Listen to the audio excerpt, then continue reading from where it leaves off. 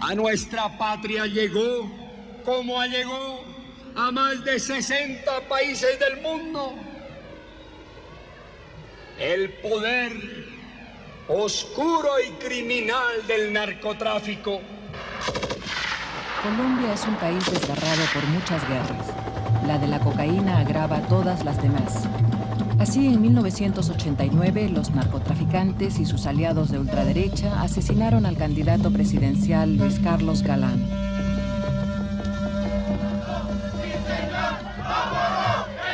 La guerra de la coca encubre la mitad de los millares de asesinatos políticos del país, incluidos los de dos candidatos presidenciales de izquierda, Bernardo Jaramillo y Carlos Pizarro. En medio de la violencia, la frágil democracia colombiana intenta resistir. Incluso ante el poder de la coca y sus aliados, esta voluntad de resistencia sigue manifestándose. Ahí estamos cumpliendo mucho. Yo no pienso que somos pocos, somos bastantes los que en Colombia hemos asumido esta actividad y este compromiso. Y en la medida en que lo sigamos haciendo, en esa misma medida el país va a salir adelante, yo creo. Esta película trata de la resistencia opuesta por muchos colombianos a esta guerra ignorada por el mundo. Muchas han sido las víctimas. Entre ellas, los dirigentes campesinos Josué Vargas, Miguel Barajas y Saúl Castañeda, asesinados en compañía de la investigadora de este documental, la periodista Silvia Duzán. Esta película la dedicamos a ellos.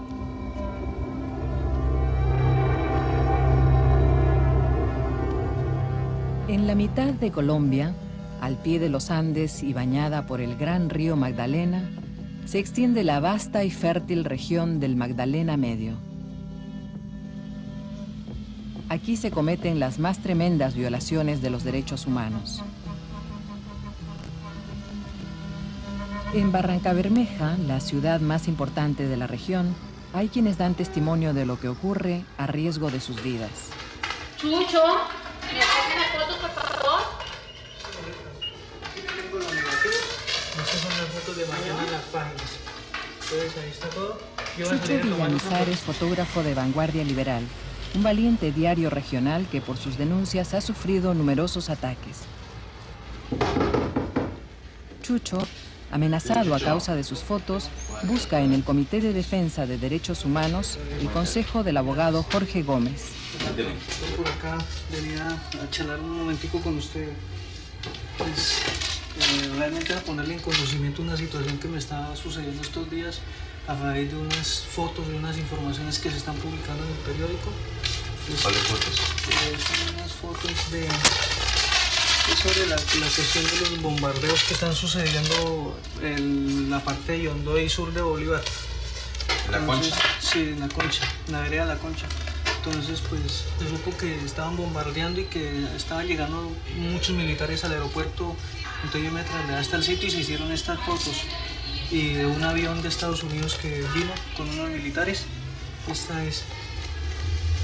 Esta fotografía donde aparece un avión de los Estados Unidos y que usted dice que tenían asesores norteamericanos, ¿usted podría explicarme qué hicieron estos tipos que llegaron en este avión? Eran como unos 6 personas gringas. Se supo que venían instructores. Igualmente eran los que estaban dando las instrucciones para los helicópteros halcones negros, que eran los que estaban dirigiendo los operativos del bombardeo.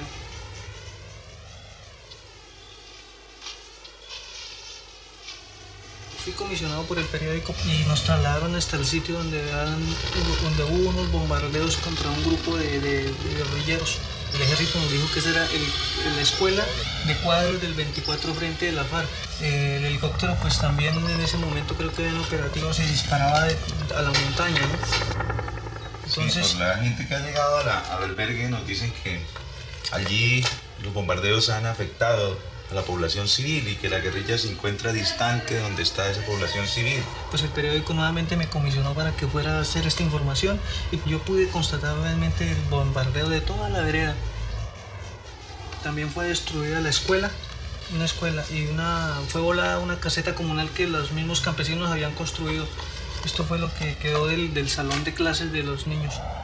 Y realmente ya no hay campesinos porque ellos todos se salieron, huyeron de la vereda para que no los fueran a asesinar. Eso es lo que se sabe porque es que hay un éxodo campesino actualmente que llegaron con más de 100 campesinos al albergue. En este precario albergue, construido por grupos de derechos humanos, se refugian campesinos expulsados por bombardeos del ejército. Bueno, le voy a comenzar a relatar bien. A las 5:30 de la mañana llegó un avión grande. Dio una vuelta y volvió y se vino. Volvió y llegó y cambió de luz y enseguida llegaron los otros aviones y tiraron una luz grande, ¿ves? Que estaba humo por todos lados. Y enseguida llegaron los otros aviones y a casa que veían iban bombardeando. No mataron ningún guerrillero, lo que mataron los campesinos. Los campesinos que bombardeaban. Nosotros pidiendo solidaridad de más veredas que no habían sufrido el bombardeo. Por ahí salimos pidiendo solidaridad. Nuevamente vea a esta niña, vea, ¿dónde está la niña esta? Vea, que fue cortada. Espinas y todo. ¡Ey, Peino! La tierra está arrasada con esas bombas que tiraron. Y lo que quedó, las matas que quedaron, las destruyeron con candela. Y se quedaron el ganadito, las gallinas, los marranos, luego lo destruyeron ellos. Y nosotros los campesinos cultivamos la tierra, entonces ¿qué van a comer los del pueblo? ¡Vámonos!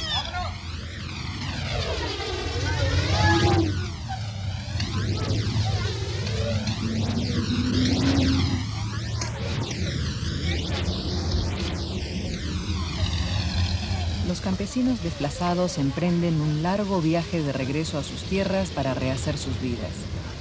Ante la indiferencia del país, algunas organizaciones locales se esfuerzan por denunciar los excesos de la militarización del campo, como explica el abogado Jorge Gómez. El comité ha hecho una denuncia pública y la denuncia ante las autoridades competentes. Ustedes saben que personas murieron en este operativo, civiles, que no tenían nada que ver en este conflicto y que necesariamente el Estado debe responder por esas muertes. Las autoridades investigadoras, por ejemplo, no van a la zona a constatar que quienes sufrieron en este bombardeo y en este operativo fueron la población civil. Entonces es necesario que únicamente no se atengan a los informes militares que tergiversan la realidad y vayan a la zona y constaten, hablen con la gente, lo que hemos hecho nosotros, el Comité de Derechos Humanos, lo que ha hecho la alcaldía. Los campesinos que hoy traemos aquí son pobres y ellos ven en esa pobreza como si fuera sinónimo de insurgencia. Entonces ellos hacen esa llamada operación de limpieza en la zona.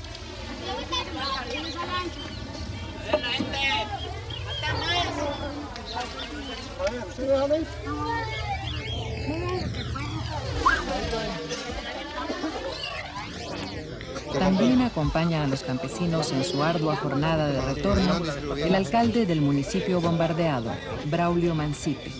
Realmente yo creo que hoy que nos encontramos aquí junto con el Comité Regional de los Derechos Humanos es para tratar de ofrecerles la garantía a los campesinos en el retorno a sus parcelas donde fueron corridos por parte de los bombardeos que allí se dieron. Sería muy importante que hubiera estado aquí presente la Procuraduría también, porque son los veedores también de las violaciones de los derechos humanos.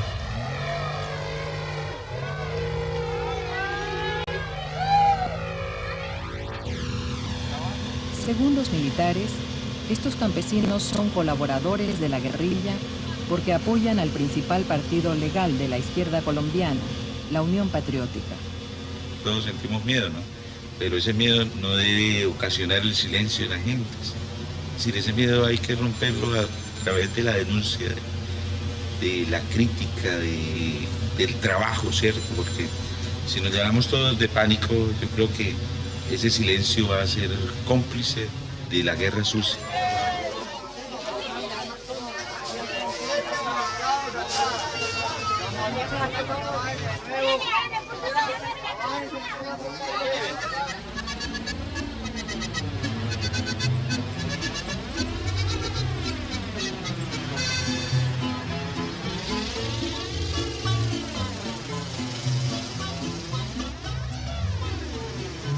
En lo que ocurre en Colombia tiene mucho que ver la ambigua política de los Estados Unidos frente a la droga, que consiste en fortalecer a un ejército dedicado a la lucha antiguerrillera. El profesor Bruce Bagley, de la Universidad de Miami, discute el tema con el general Fred Warner, excomandante de las fuerzas norteamericanas en América Latina. General Warner, los campesinos de Yondó en el Magdalena Medio se sienten atrapados en el fuego cruzado de la guerra antidroga y la lucha anticomunista y dicen ser las verdaderas víctimas de esta situación. Han oído comunicaciones en inglés y han visto asesores norteamericanos participando activamente en operaciones de campo.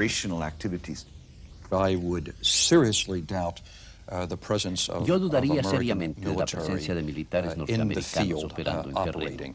Las tácticas específicas de atacar o bien a un guerrillero o a un narcotraficante las conocen bien los militares colombianos. En estos asuntos no necesitan asistencia.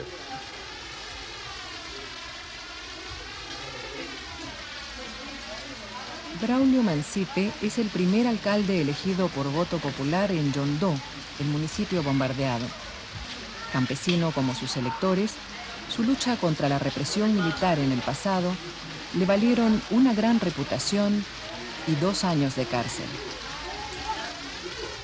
Yo fui un colono, en el cual tuve que bajar mucha montaña, selvas vírgenes, ¿cierto? Para fundar allí también una pequeña propiedad. Desde luego, es unas tierras que todavía no tenían propietario de ninguna clase. Fue así como entonces nosotros logramos allí comenzar a trabajar y fuimos comenzando a fortalecer la colonización. Los primeros colonos que entraron a esta zona pues entraron fue en una forma clandestina. ¿Cómo lo hacían? Buscando de entradas alternas aquí que no fueran por acá, por este pueblo. Así mismo nos correspondió a nosotros. En 1960 todavía la empresa Shell Condor mantenía pues toda una línea de seguridad aquí que no permitía prácticamente la entrada aquí a particulares, porque esto prácticamente se ubicaba como si fuera ya prácticamente otra nación. El río Magdalena fuera un límite con otra nación.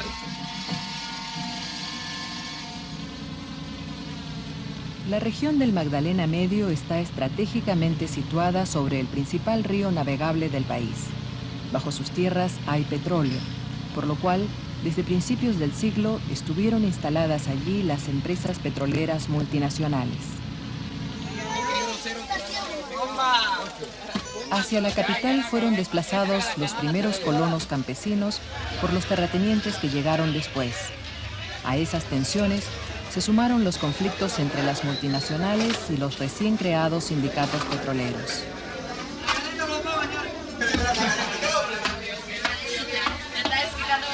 Los conflictos de interés se resuelven por la violencia. Desde hace años, el río arrastra cadáveres mutilados, con el rostro desfigurado por la tortura y el vientre abierto, cargado de piedras.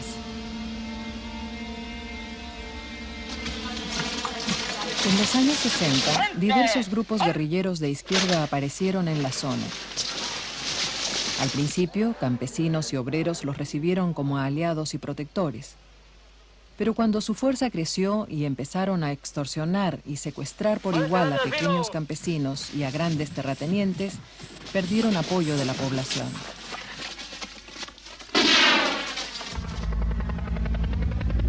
Entretanto, el ejército llegó a la región. El Magdalena Medio se convirtió en la zona más militarizada del país. Y en años recientes han llegado también los narcotraficantes.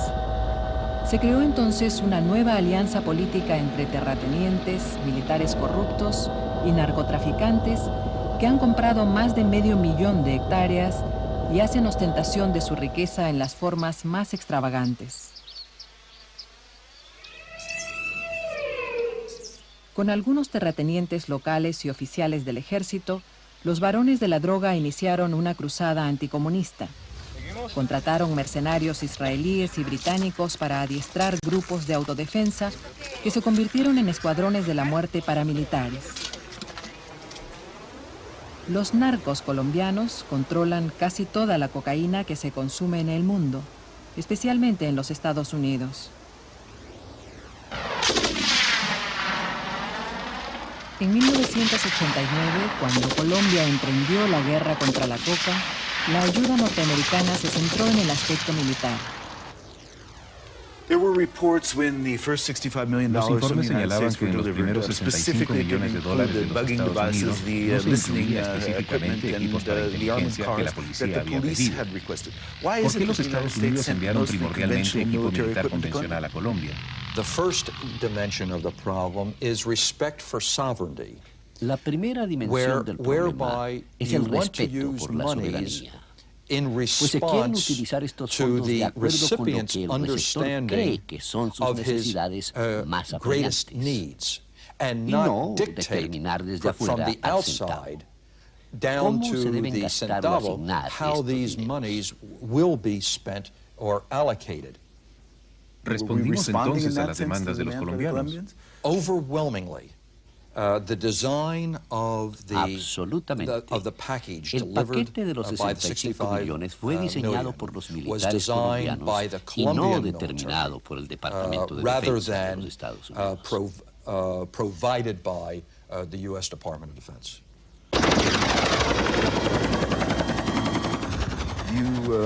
¿Usted acepta la tesis de que cada día más en países como Colombia y en regiones como el Magdalena Medio, la lucha antidroga es simultáneamente una lucha contra la subversión o la guerrilla?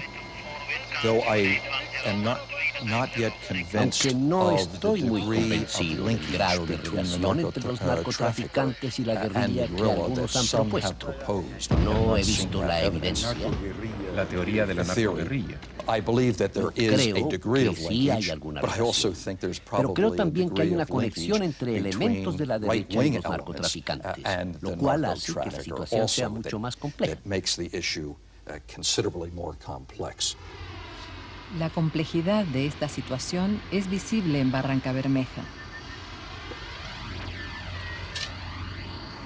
En la sede de las grandes refinerías y de los poderosos sindicatos del petróleo, grupos extremistas de derecha y de izquierda encuentran campo abonado para su enfrentamiento. La larga tradición de luchas populares ayuda a mantener a raya la presión paramilitar. Pero el costo ha sido alto. Más de 290 asesinatos políticos desde 1987. En la ciudad, la combatividad obrera se transmite de generación en generación.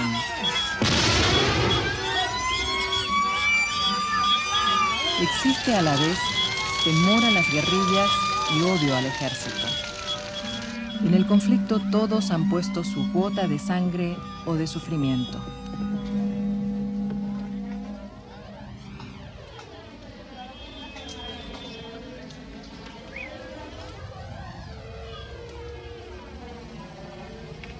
Este ambiente de represión y conflictos sociales ha creado hostilidad también hacia los políticos tradicionales.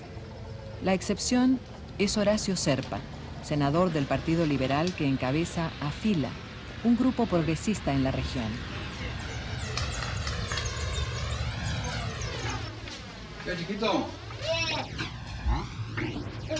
¿Ya vive bien? A ver, ¿cómo te va con tu...? Serpa ha denunciado las alianzas entre el ejército y los paramilitares, a la vez que ha condenado los excesos de la guerrilla. Podría convertirse en otra víctima de esta confusa guerra.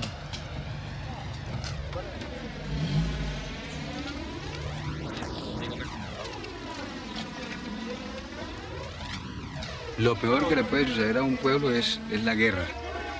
Y a pesar de la grave crisis que sufrimos y a pesar de las cosas difíciles que están sucediendo, yo pienso que tenemos que buscar instancias políticas para tratar de alcanzar la conciliación.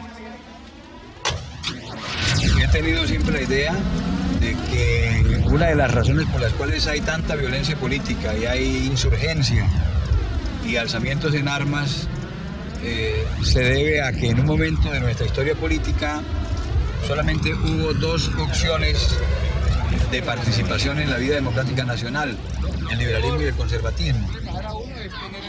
Buscando soluciones a los problemas básicos de la población, Serpa encontró respaldo en zonas tradicionalmente dominadas por la ultraizquierda. Bueno, lo del agua. Yo pienso que lo del agua es tal vez la dificultad mayor que existe en este momento. Lo que pasa es que hay problemas muy graves porque esa empresa actualmente está totalmente destruida. Ay, no está porque tenemos un... Y no le están pagando. A ver, y no le están pagando, y no están pagando el servicio. Qué legal. Está quebrada la empresa. Nosotros organizamos el movimiento en el año de 1977. Lo hicimos como una disidencia del Partido Liberal, como una expresión de rechazo a las administraciones militares. Aquí en esa época se venían sucediendo miembros de las Fuerzas Armadas en la dirección del municipio. Nosotros utilizamos un eslogan, zapatero a tus zapatos.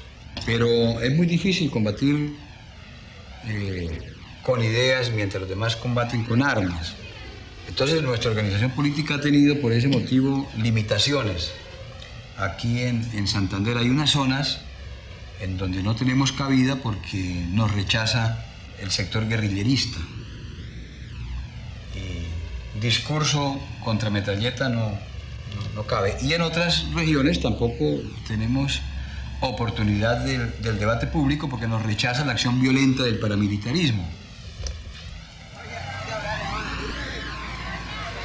Se requiere un compromiso profundo, además de valor personal, para hacer política en la calle en una región tan violenta como esta.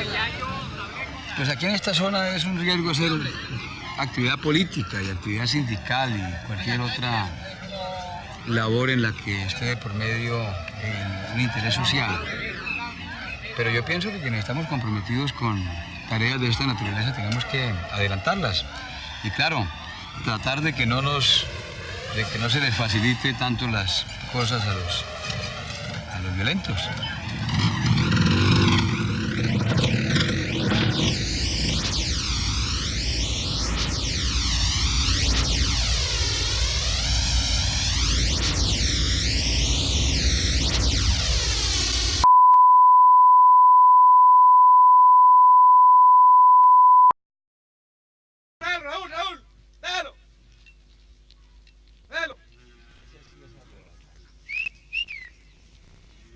Muchos de los terratenientes del Magdalena Medio entraron en alianza con los narcotraficantes y los paramilitares.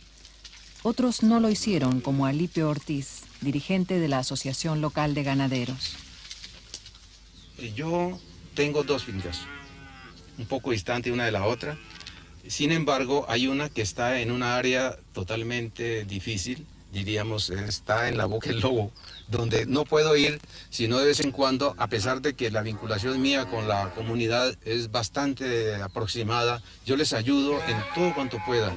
Y cuando se acerca la guerrilla en esa zona, lo primero que preguntan es cómo se comporta el patrono con ustedes, los campesinos. No me han secuestrado, pero sí me exigen que contribuya con ellos porque dicen que necesitan para la supervivencia, y como uno en el campo se encuentra desprotegido, como un corderito amarrado, entonces, ¿qué puede hacer? No hay la presencia del Estado. ¿Quién lo protege a uno en el campo? El ejército se siente incómodo cuando los ganaderos tienen que aportar a la guerrilla, dar lo que no tienen, muchas veces comprometerse, pero la supervivencia es necesaria.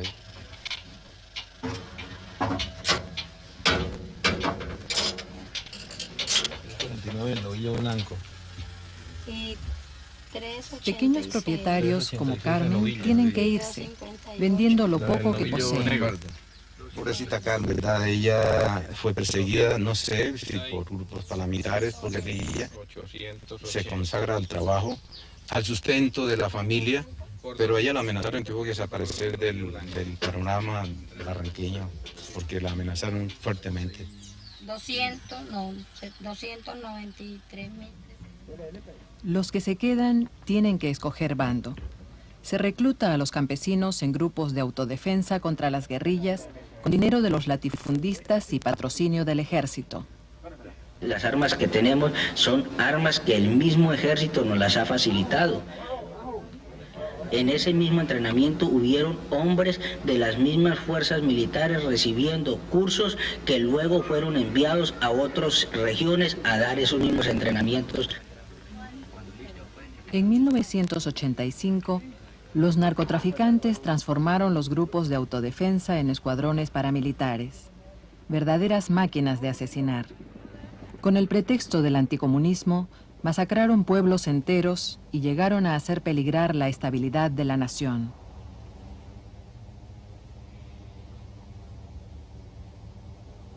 Se han desplegado unas acciones tremendas de los paramilitares. En un momento pueden funcionar en defensa de la región, de los ganaderos, de los potentados. Pero luego, cuando se elimine este problema, necesariamente revierte.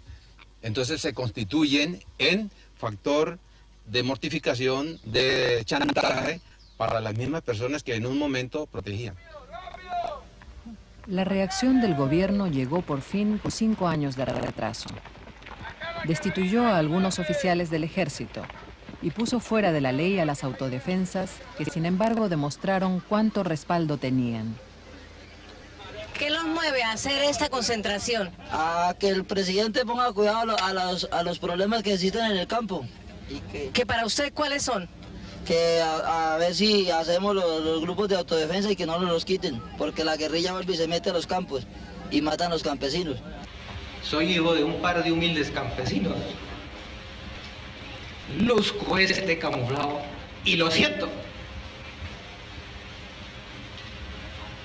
Y no voy a permitir que los mancillen, ni que los pisoteen. Así las órdenes vengan desafortunadamente, de quien ustedes muy bien saben y lo leen todos los días en los periódicos.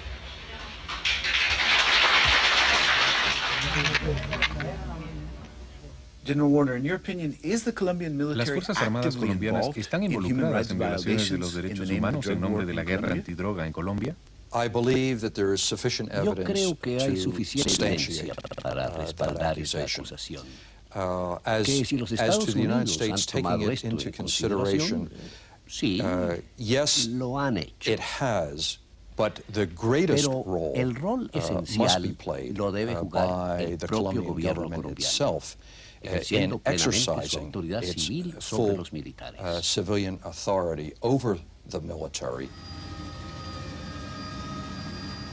Pero en el sur del Magdalena Medio, la autoridad estaba en manos de los paramilitares, que ambicionaban el poder a escala nacional. La aldea de la India se convirtió en un infierno para los campesinos, que llevaban 15 años acorralados entre la amenaza de la guerrilla y la del ejército.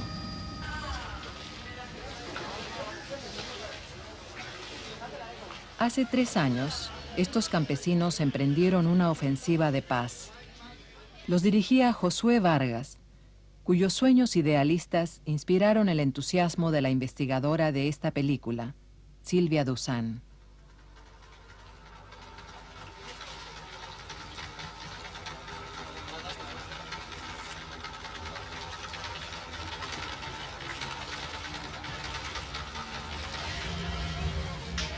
Los pobladores de estas selvas remotas se enfrentaron a las armas de los violentos con la sola fuerza de las palabras.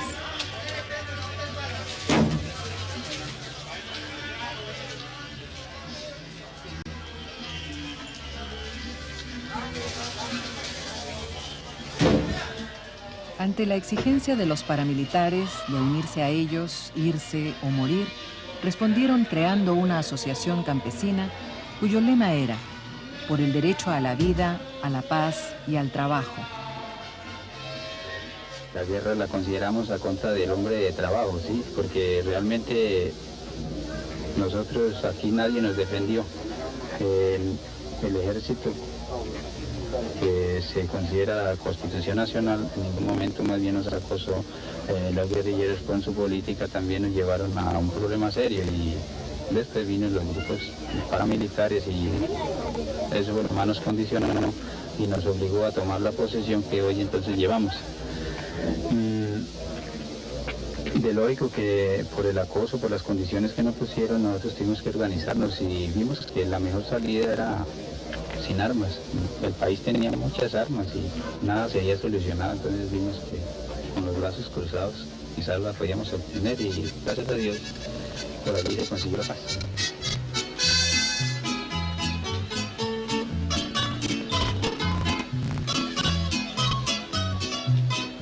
Uno de los líderes de la India, el agrónomo Miguel Barajas, tenía la obsesión de dar a conocer la obra de la asociación como respuesta al riesgo de la muerte. Las comunidades, pues con el apoyo del PNR han podido demostrarle al país, demostrarle al mismo Estado, de que basta un apoyo del Estado, a veces no muy grande, para empezar a consolidar la paz y lograr todo un proceso de desarrollo. El apoyo campesino fue total. Los guerrilleros se retiraron, el ejército y los paramilitares retrocedieron.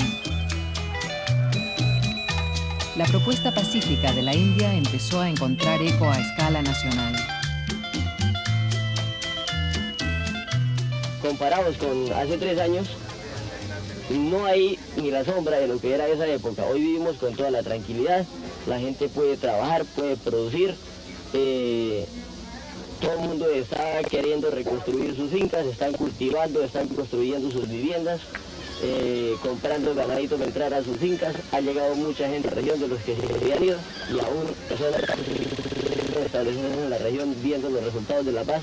Entonces estamos viviendo una época supremamente buena y esperamos que esto siga adelante porque con el apoyo de toda la comunidad podemos seguir adelante y que esto no solo se viva aquí, sino que se pueda de pronto llevar la idea a otra parte del departamento y por qué no decirlo también del país.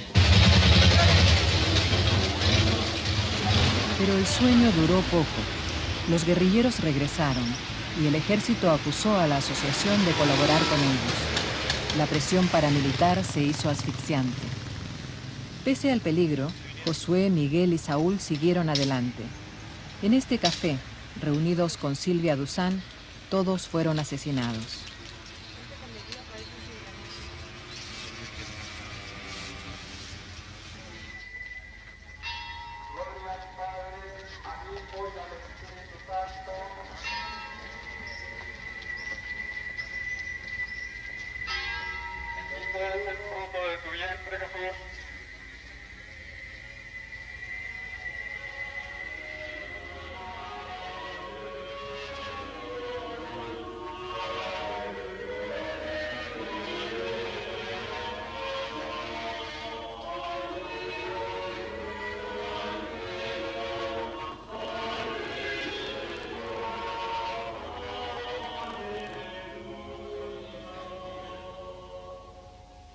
Nosotros confiamos que las mujeres y los hombres que como Silvia, Josué, Miguel y Saúl se han sobrepasado a sí mismos para que la verdad y la fraternidad y la justicia y la paz sean posibles, esos hombres y mujeres no pueden acabarse con la muerte.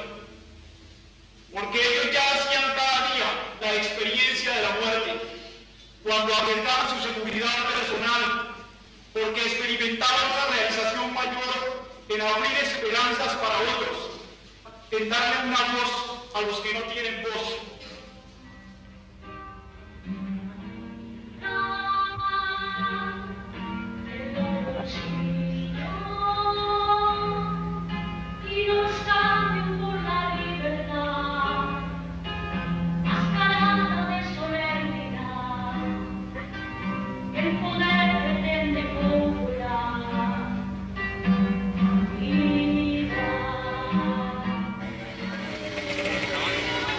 La tragedia del Magdalena Medio es un reflejo de lo que sucede en Colombia. En los últimos 3 años han sido cometidos con absoluta impunidad millares de asesinatos de militantes sindicales y políticos, incluyendo a 3 candidatos presidenciales. Bernardo Jaramillo fue uno de ellos. Su partido, la Unión Patriótica, ha sido diezmado.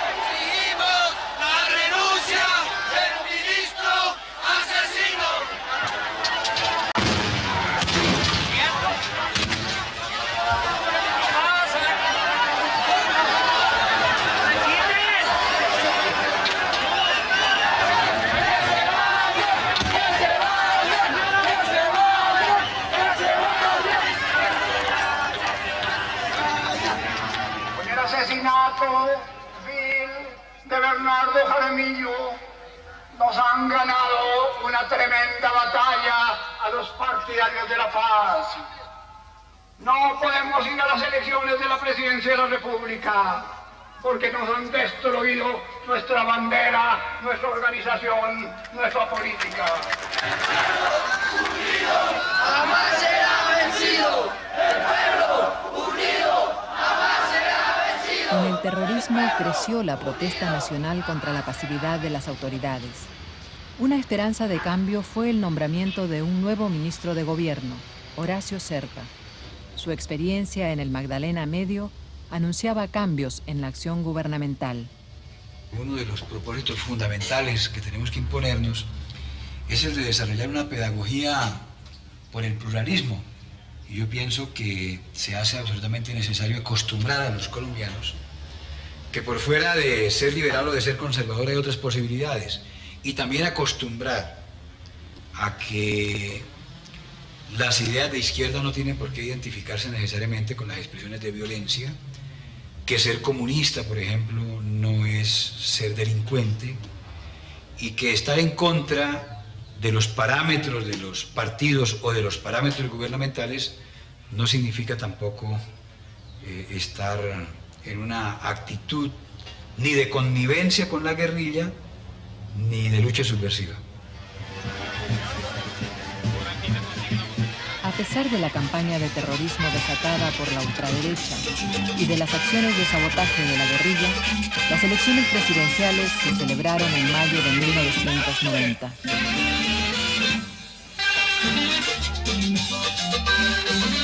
No más silencio, fe en acción. Vida y paz para Colombia.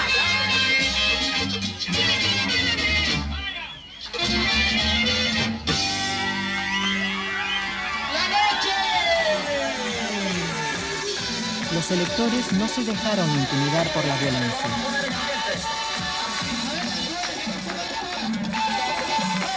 Fue un voto por la paz y por la memoria de los asesinados. Y un voto por la apertura. El nuevo partido del asesinado Carlos Pizarro, nacido de la guerrilla, recibió inesperado apoyo.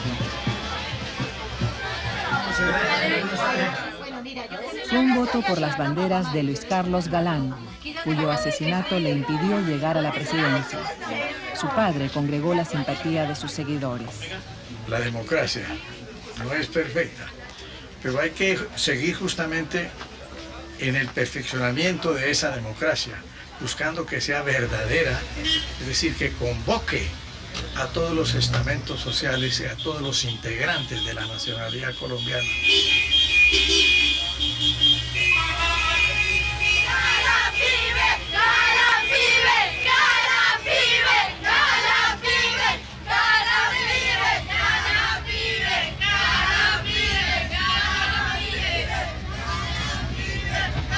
Nunca antes en ningún país, pienso yo, habían ocurrido tantas tragedias juntas al mismo tiempo. El asesinato de 3 candidatos presidenciales, este terrorismo atroz que vino a generar tanta angustia en Colombia, los sectores de la izquierda, por un lado, haciendo acciones violentas, los sectores de la ultraderecha igualmente, en fin, toda una serie de confusiones enormes que pusieron en jaque el proceso eleccionario, pero el pueblo colombiano quería participar y quería elegir además un nuevo presidente.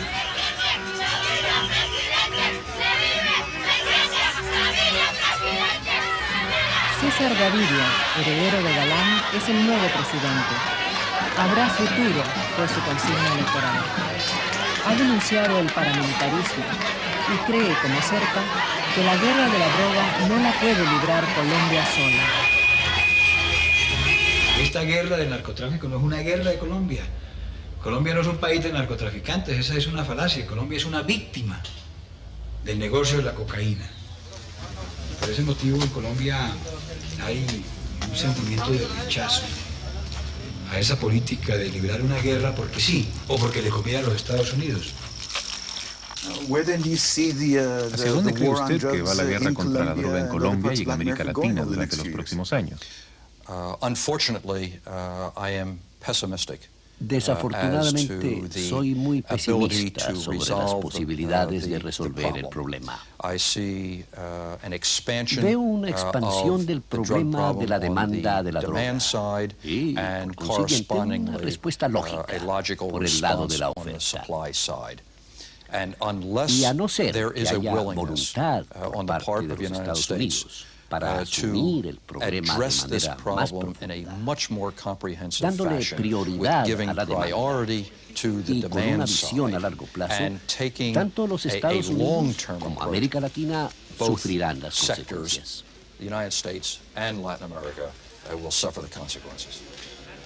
Nosotros le decimos a las autoridades de otros países, particularmente de los países consumidores, que son los países ricos, que nos ayuden no solamente para la guerra. Nosotros queremos que nos ayuden para la paz, para la democracia.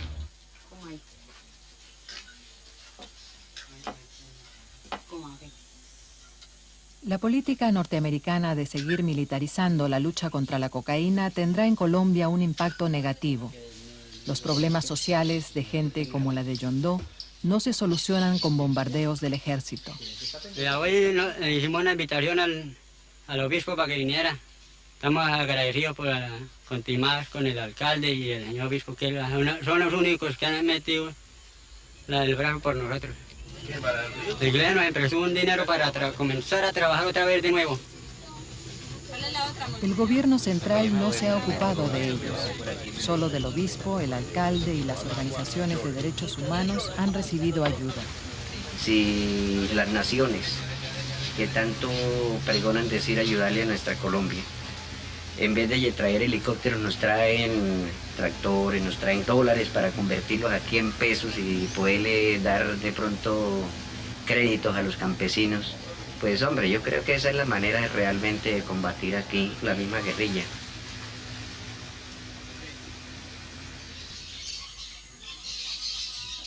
Auxilios para una escuela o para un sembradío sirven de poco.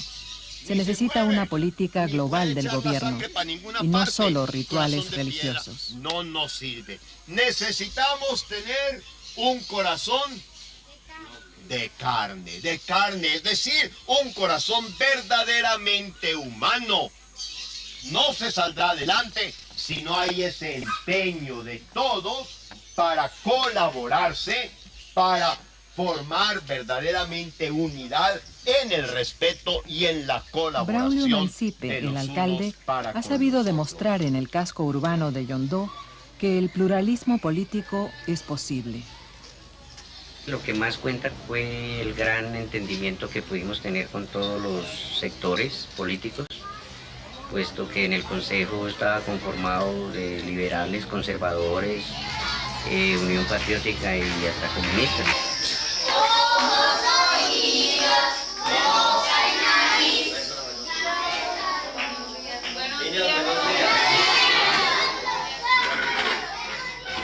El poco presupuesto con que cuenta el municipio lo empleamos peso a peso en obras de beneficio a toda la comunidad, en la construcción de una cantidad de escuelas, o sea, en la parte elemental de la educación, desde la construcción de una escuela hasta el nombramiento del maestro, como la entrega de todos los materiales. Ahora le vamos a cantar a los honorables concejales la canción del payaso Pim Pim. 1, 2, 3. El payaso Pim Pim se pinchó la nariz y a los 5 minutos hizo un fuerte achí.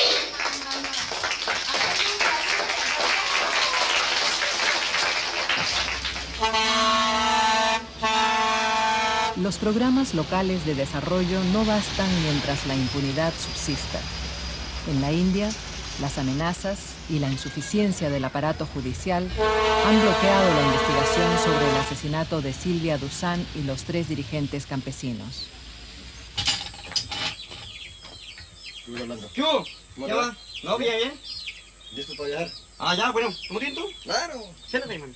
Para Orlando Gaitán, nuevo presidente de la Asociación Campesina de la India, la tarea no será fácil. ¿Y qué? Estoy esperando a ver qué pasa. ¿Ya van todos? Sí. Después de la muerte de nuestros compañeros, para nosotros sí fue muy duro, sí, pero en el instante también reaccionamos. Nosotros sabemos de que la misión era nunca desfallecer. De una vez nos organizamos nuevamente y seguimos con nuestra misma metodología.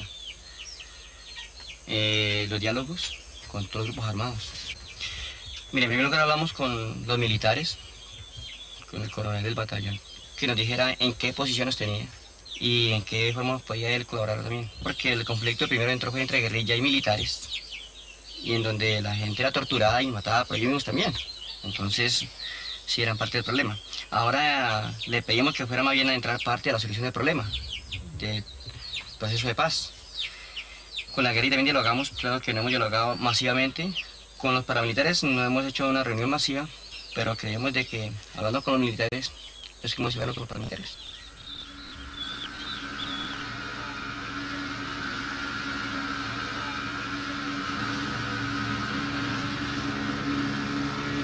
Aunque los grupos paramilitares han ofrecido desmontarse, el proceso de paz no tendrá éxito en Colombia si el gobierno, con ayuda de la presión internacional, no impide que continúe la violencia.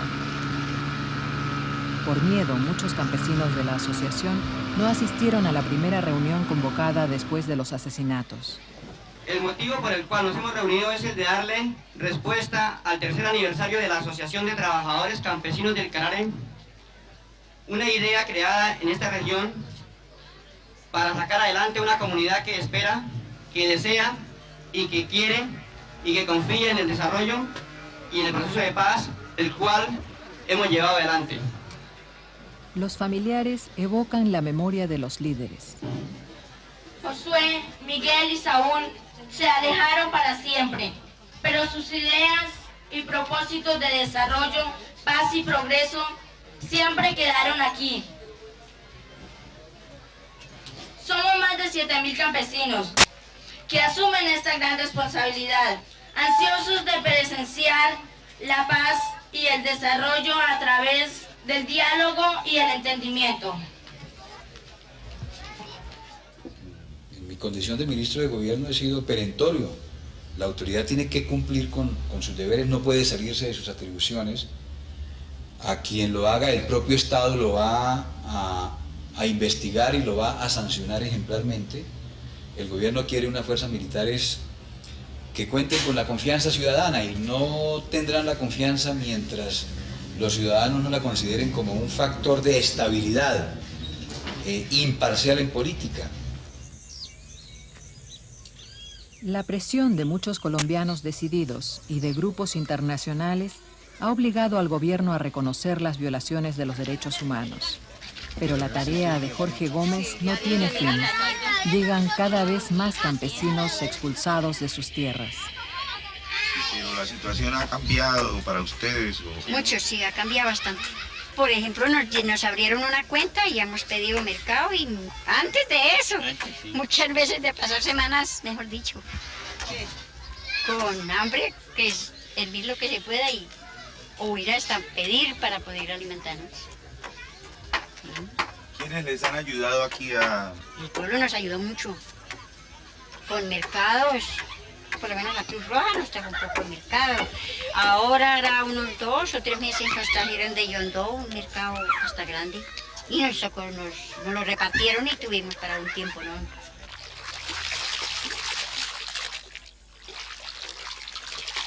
Los colombianos no se rinden. Aunque la guerra no cesa, la vida se esfuerza por continuar.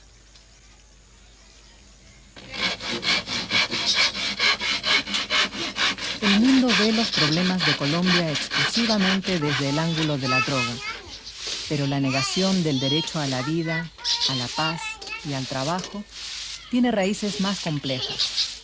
Así lo vieron los campesinos de la India, y entenderlo así es el reto del nuevo gobierno.